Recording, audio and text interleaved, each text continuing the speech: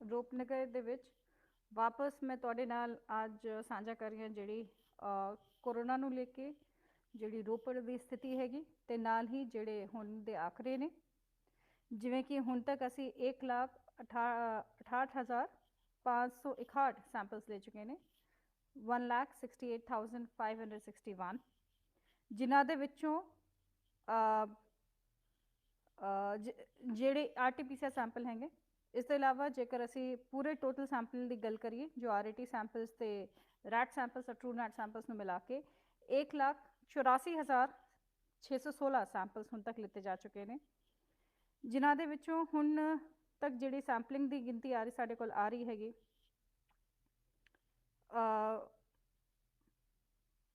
Positivity rate ਜੇਕਰ ਦੇਖੀਏ ਤਾਂ ਬਹੁਤ ਜ਼ਿਆਦਾ ਇੰਕਰੀਜ਼ ਹੋ ਰਿਹਾ ਹੈਗਾ, ਜਿਸ ਦੇ ਵਿੱਚ ਬਹੁਤ ਹੀ ਹੈਰਾਨੀ ਦੀ ਵੀ ਗੱਲ ਹੈਗੀ ਕਿ ਬਾਰ-ਬਾਰ ਅਸੀਂ ਲੋਕਾਂ ਨੂੰ ਕਹਿ ਰਹੇ ਨੇ ਕਿ ਮਾਸਕ ਡਾਲੀਏ, ਬਾਰ-ਬਾਰ ਅਸੀਂ ਕਹਿ ਰਹੇ ਨੇ ਕਿ ਰਿਸਟ੍ਰਿਕਸ਼ਨ ਫੋਲੋ ਕਰੀਏ, ਲੇਕਿਨ ਫਿਰ ਵੀ ਹੁਣ ਲੋਕਾਂ ਦਾ ਰੁਝਾਨ ਸ਼ਾਇਦ ਕੋਰੋਨਾ ਨੂੰ ਲੈ ਕੇ ਬਹੁਤ ਜ਼ਿਆਦਾ ਹੀ ਢੀਲ ਵਾਲਾ ਰਵੱਈਆ ਹੋ ਚੁੱਕਿਆ ਹੈਗਾ। ਇਸ ਨੂੰ ਦੇਖਦੇ ਹੋਏ ਸੂਬਾ ਸਰਕਾਰ ਵੱਲੋਂ ਕੁਝ ਰਿਸਟ੍ਰਿਕਸ਼ਨਸ ਵੀ ਜਿਹੜੀ ਜਾਰੀ ਕੀਤੀ ਗਈ ਸੀਗੀਆਂ ਉਹ 30 ਅਪ੍ਰੈਲ ਤੱਕ बढ़ा ਦਿੱਤੀ ਗਈ ਹੈਗੀ। ਜੇਕਰ ਗੱਲ ਕਰੀਏ ਕਿ ਰੋਪੜ ਜ਼ਿਲ੍ਹੇ ਦੀ ਸਥਿਤੀ ਕਿਵੇਂ ਹੈਗੀ ਤਾਂ ਸੈਂਪਲਸ ਦੀ ਗਿਣਤੀ ਜਿਵੇਂ ਮੈਂ ਤੁਹਾਡੇ ਨਾਲ ਸਾਂਝਾ ਕੀਤਾ ਸੀਗਾ ਕਿ RT-PCR ਸੈਂਪਲਸ ਦੀ ਗਿਣਤੀ ਕਰੀਏ ਤੇ 1,68,561 ਹੈਗੇ। ਟੋਟਲ ਨੈਗੇਟਿਵ ਸੈਂਪਲਸ ਦੀ ਗਿਣਤੀ ਇਸ ਦੇ ਵਿੱਚੋਂ 1,61,410 ਹੈ। ਟੋਟਲ ਪੈਂਡਿੰਗ ਸੈਂਪਲਸ ਦੀ ਗਿਣਤੀ 2,054 ਹੈ। ਟੋਟਲ ਪੋਜ਼ਿਟਿਵ ਹੁਣ ਤੱਕ ਜਿਹੜੇ ਪਿਛਲੇ ਸਾਲ ਤੱਕ ਹੁਣ ਤੱਕ ਆਏ ਨੇ ਉਹ 5,869 ਹੈ, 5,869। ਟੋਟਲ ਪੋਜ਼ਿਟਿਵ ਕੇਸਿਸ ਦੀ ਗਿਣਤੀ ਜੇਕਰ ਅੱਜ ਦੇਖੀਏ ਤਾਂ 120 ਦੀ ਹੈਗੀ। ਪਿਛਲੇ 15 ਦਿਨਾਂ ਤੋਂ ਲਗਾਤਾਰ ਹੀ ਰੋਪੜ ਜ਼ਿਲ੍ਹੇ ਦੇ ਵਿੱਚ ਕਾਫੀ ਜ਼ਿਆਦਾ ਵਰਿਸਮ ਨੰਬਰਸ ਆ ਰਹੇ ਨੇ। ਰੋਜ਼ਾਨਾ ਹੀ 100 ਦੇ ਉੱਪਰ ਵਿਅਕਤੀ ਜਿਹੜੇ ਹੈਗੇ ਪੋਜ਼ਿਟਿਵ ਪਾਏ ਜਾ ਰਹੇ ਨੇ, ਜੋ ਇੱਕ ਬਹੁਤ ਹੀ ਖਤਰਨਾਕ ਟ੍ਰੈਂਡ ਵੀ ਹੈਗਾ, ਥੋੜਾ ਬਹੁਤ ਜ਼ਿਆਦਾ ਇਨਫੈਕਸ਼ੀਅਸ ਟ੍ਰੈਂਡ ਹੈ, ਜਿਸ ਨੂੰ ਬਾਰ-ਬਾਰ ਰੋਕਣ ਵਾਸਤੇ ਅਸੀਂ ਤੁਹਾਡੀ ਸਹਿਯੋਗ ਦੀ ਅਪੀਲ ਕਰ ਰਹੇ ਨੇ। ਡਿਸਚਾਰਜ ਜਿਹੜੇ ਲੋਕ ਹੋਏ ਨੇ ਜਿਹੜੇ ਕੋਰੋਨਾ ਨੂੰ ਹਰਾ ਕੇ ਵਾਪਸ ਆਪਣੇ ਘਰਾਂ ਨੂੰ ਪਰਤੇ ਨੇ ਉਹ ਹੁਣ 87 ਨੇ, 87। ਟੋਟਲ ਰਿਕਵਰਡ ਪੇਸ਼ੈਂਟ ਦੀ ਗਿਣਤੀ ਹੁਣ ਤੱਕ 4,751 ਹੋ ਚੁੱਕੀ ਹੈਗੀ।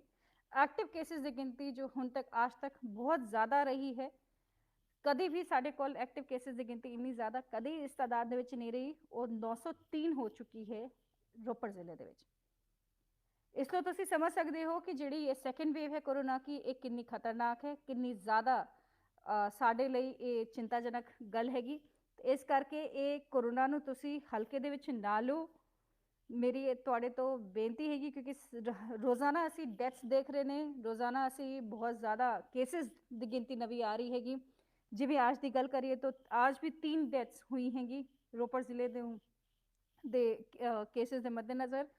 टोटल डेथ्स की संख्या हुण तक इस करके 215 हो चुकी है, जो पिछले कुछ दिनों तो बहुत ही ज़्यादा डेथ्स हुई हैंगी, लगभग 24 तो ऊपर हैंगी, जो बहुत ही ज़्यादा अपने को जेकर सचेत असी रखना चाहते हैं, असी सजग रहना चाहते हैं, तो ये ज़रूरी हैगा कि इस तरीके के जिहड़ा फैलाव हो रहा है कोरोना तो सानू इस तो असी बच सकें।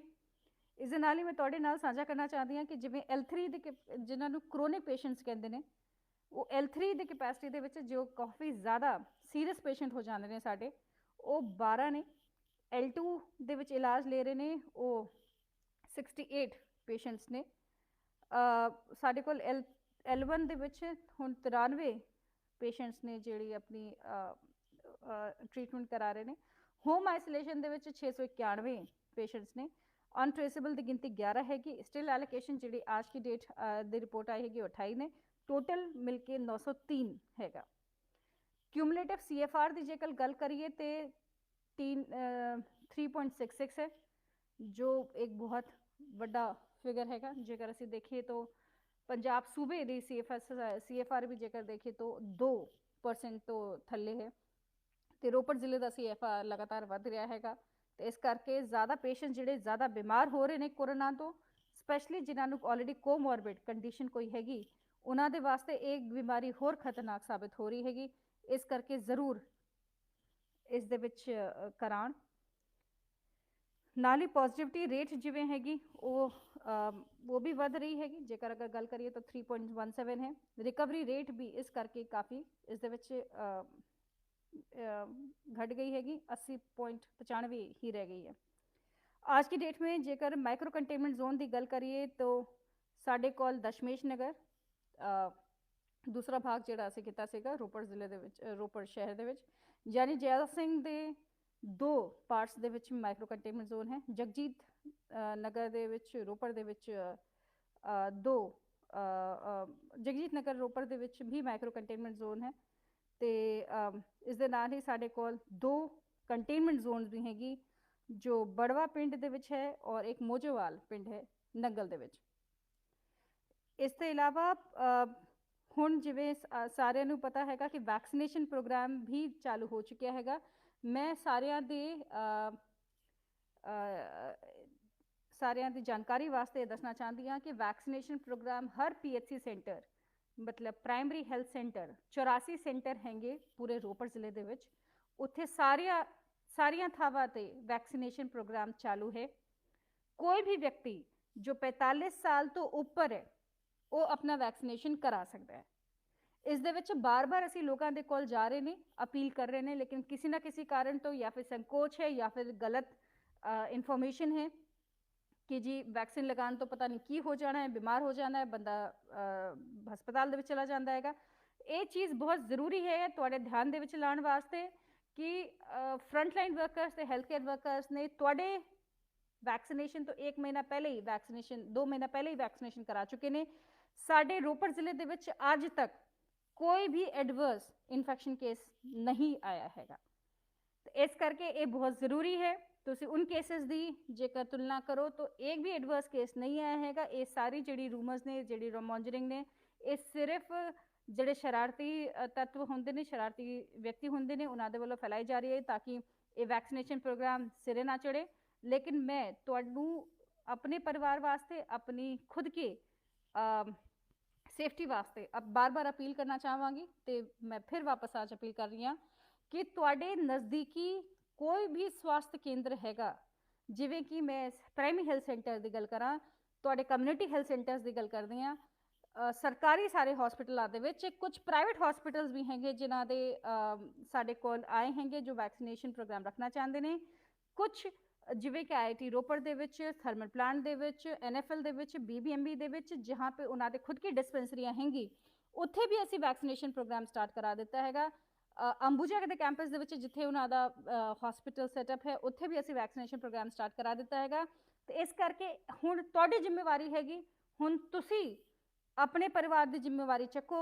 तो आपके परिवार दे विच जेकर कोई भी व्यक्ति 45 साल तो उपर है, भावें उसनू कोई शुगर की बीमारी, भावें हाइपरटेंशन की, कोई होर किडनी प्रॉब्लम या कोई भी इशू अगर है हेल्थ का, तुसी ज़रूर बेहिजक आओ साडे वैक्सीनेशन सेंटर दे विच। वैक्सीनेटर खुद तुहाडी वो जांच करूगा और इन्हां दी किसी भी बीमारी तो कोई कॉन्ट्रवेंशन नहीं है कि ये व्यक्ति वैक्सीन नहीं लगा सकता। साडे कोल बहुत ऐसे व्यक्ति हैं जिन्होंने वैक्सीनेशन लगवाई है, भले चंगे ने, पूरी डोज ले चुके हैं, जिन्होंने हार्ट की बीमारी या BP की शिकार या हाइपरटेंशन वगैरह की कोई बीमारी सीगी। सिर्फ असी प्रेगनेंट विमेन और लैक्टेटिंग मदर्स, क्योंकि बच्चे नू आगे जाके कोई इफेक्ट हो सकता हैगा जिसकी पूरी पुष्टि अभी नहीं है, इस करके असी सिर्फ प्रेगनेंट विमेन और लैक्टेटिंग मदर्स जिहड़ी अपने बच्चों को दूध पिला रही हैं, ऐसी मावां नू छड्ड के सारिਆਂ ਨੂੰ ही वैक्सीनेशन वास्ते प्रेरित कर रहे हैं। तो हुण तुसी अपनी जिम्मेवारी निभाओ अपने परिवार के प्रति, अपने आस पास के प्रति। तुहाडे जिहड़े भी सेंटर्स ने, जिहड़े भी पिंड ने, जेकर मैनू सुन रहे ने आज, तुहाडा कोई यूथ क्लब हैगा, तुहाडी कोई रेजिडेंट वेलफेयर एसोसीएशन हैगी या किसी भी तरीके की तुहाडी एसोसीएशन हैगी, तुसी साडे कोल आओ, असी उत्थे जाके ही कैंप लगवाने की भी कोशिश कर सकते हैं। जेकर तुहाडे कोल 100 के लगभग वैक्सीनेशन लगाने वास्ते व्यक्ति हैंगे, क्योंकि एक वैक्सीनेशन साइट पे असी 100 व्यक्तियों की वैक्सीनेशन लाजमी कर रखी है कि मिनिमम इन्ने होने चाहिए हैं, ताकि वैक्सीन भी जाया ना जाए। तो साडे जिहड़े हैल्थ वर्कर्स उत्थे होंदे ने, जिहड़े साडे वैक्सीनेटर्स होंदे ने, उन्हां नूं भी उस टाइम दे विच उन्हां दी ਟੀਮ ਨੂੰ ਚੰਗਾ ਰਿਸਪੌਂਸ ਮਿਲੇ। ਇਸ ਕਰਕੇ ਮੈਂ ਆਪ ਸਾਰਿਆਂ ਨੂੰ ਇਸ ਕੋਰੋਨਾ ਮਹਾਮਾਰੀ ਦੇ ਸੈਕੰਡ ਵੇਵ ਦਾ ਜਿਹੜਾ ਸਾਨੂੰ ਮਾਰ ਪੜ ਰਹੀ ਹੈਗੀ, ਇਸ ਦੇ ਪ੍ਰਤੀ ਮੈਂ ਦੋ ਬਹੁਤ ਗੰਭੀਰ ਜਿਹੜੀ ਤੁਹਾਡੀ ਜ਼ਿੰਮੇਵਾਰੀਆਂ ਹੈਗੀ, ਜੋ ਸਾਡੀ ਵੀ ਜ਼ਿੰਮੇਵਾਰੀ ਹੈਗੀ, ਲੇਕਿਨ ਤੁਹਾਡੀ ਵੀ ਜ਼ਿੰਮੇਵਾਰੀ ਹੈਗੀ ਕਿ ਤੁਸੀਂ ਜ਼ਰੂਰ ਚੱਕੋ।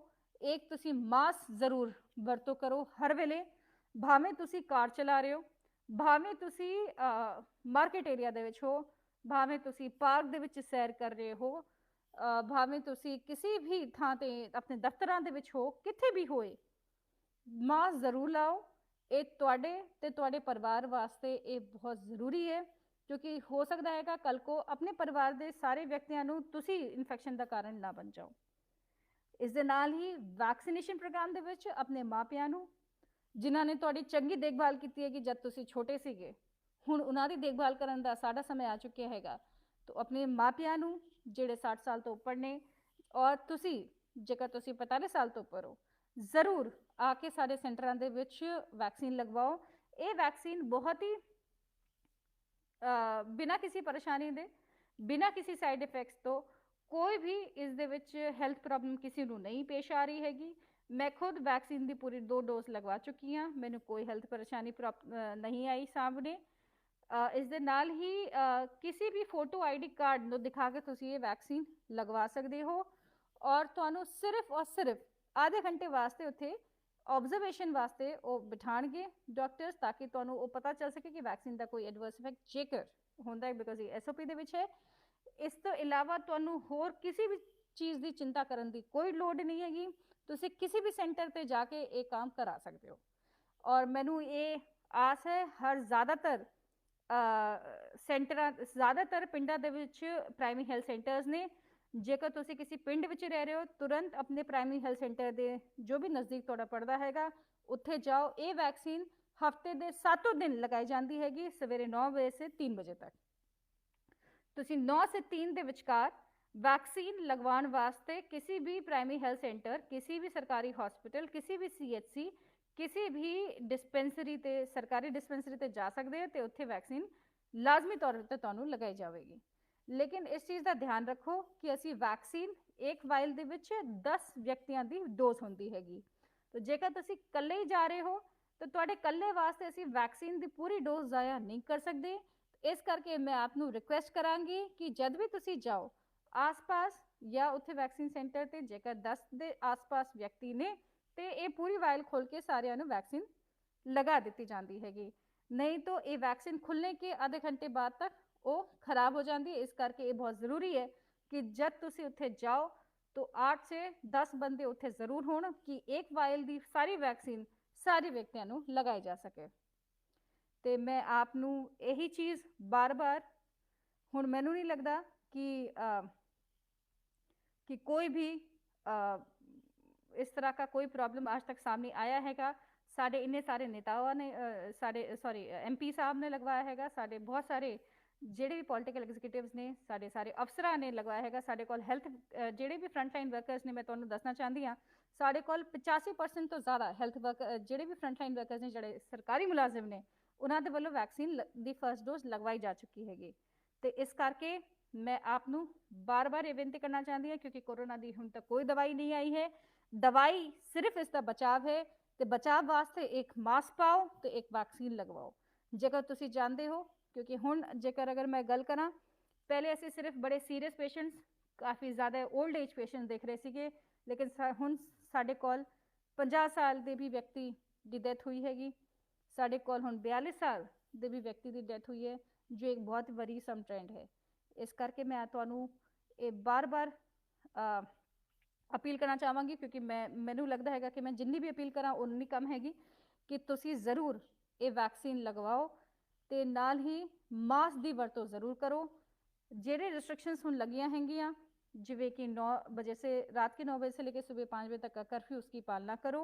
ਜਿਹੜੇ ਕੰਟੇਨਮੈਂਟ ਜ਼ੋਨ ਔਰ ਮਾਈਕਰੋ ਕੰਟੇਨਮੈਂਟ ਜ਼ੋਨ ਦੇ ਵਿੱਚ ਵਸਨੀਕ ਰਹਿ ਰਹੇ ਨੇ, ਮੇਰੀ ਉਹਨਾਂ ਤੋਂ ਵੀ ਬੇਨਤੀ ਹੈ ਕਿ ਤੁਸੀਂ ਆਪਣੀ ਸੈਂਪਲਿੰਗ ਜ਼ਰੂਰ ਕਰਾਓ, ਕਿਉਂਕਿ ਜਦ ਤੱਕ ਤੁਹਾਡੀ 100% ਸੈਂਪਲਿੰਗ ਨਹੀਂ ਹੋ ਜਾਂਦੀ, ਅਸੀਂ ਉੱਥੇ ਕੰਟੇਨਮੈਂਟ ਜ਼ੋਨ ਨਹੀਂ ਖੋਲ ਸਕਦੇ। ਇਸ ਕਰਕੇ ਅਸੀਂ ਵੀ ਨਹੀਂ ਚਾਹੁੰਦੇ ਕਿ ਤੁਹਾਨੂੰ ਕੋਈ ਅਨਕੰਫਰਟੇਬਲ ਪੋਜੀਸ਼ਨ ਦੇ ਵਿੱਚ ਰਹਿਣਾ ਪਏ, ਲੇਕਿਨ ਸਾਡੇ ਲਈ ਇਹ ਬਹੁਤ ਜ਼ਰੂਰੀ ਹੈ ਕਿ ਤੁਸੀਂ ਸੈਂਪਲਿੰਗ ਕਰਾ ਲਓ। बेशक ਉਹ ਸੈਂਪਲ ਭਾਵੇਂ ਨੈਗੇਟਿਵ ਆਏ, ਇਹ ਤੁਹਾਡੇ ਲਈ ਬਹੁਤ ਚੰਗੀ ਗੱਲ ਹੈਗੀ, ਲੇਕਿਨ ਸਾਡੇ ਕੋਲ ਇਹ ਬਹੁਤ ਜ਼ਰੂਰੀ ਔਰ ਲਾਜ਼ਮੀ ਇੰਸਟਰਕਸ਼ਨਸ ਹੈਗੀ ਕਿ ਕੰਟੇਨਮੈਂਟ ਜ਼ੋਨ ਔਰ ਮਾਈਕਰੋ ਕੰਟੇਨਮੈਂਟ ਜ਼ੋਨ ਦੇ ਵਿੱਚ ਵੱਧ ਤੋਂ ਵੱਧ ਲੋਕਾਂ ਦੀ ਸੈਂਪਲਿੰਗ ਜ਼ਰੂਰ ਕਰਾਈ ਜਾਵੇ। ਇਸ ਕਰਕੇ ਆਪ ਲੋਕ ਸਾਰੇ ਲੋਕ ਪਲੀਜ਼ ਕਾਈਂਡਲੀ ਜ਼ਰੂਰ ਇਸ ਚੀਜ਼ ਨੂੰ ਧਿਆਨ ਰੱਖਣ। ਤੇ ਮੈਨੂੰ ਕੁਝ ਲੋਕ ਪੁੱਛ ਰਹੇ ਨੇ ਕਿ ਵੈਕਸੀਨ ਦੀ ਜ਼ਿੰਮੇਵਾਰੀ ਕਿਸ ਦੀ ਹੋਏਗੀ।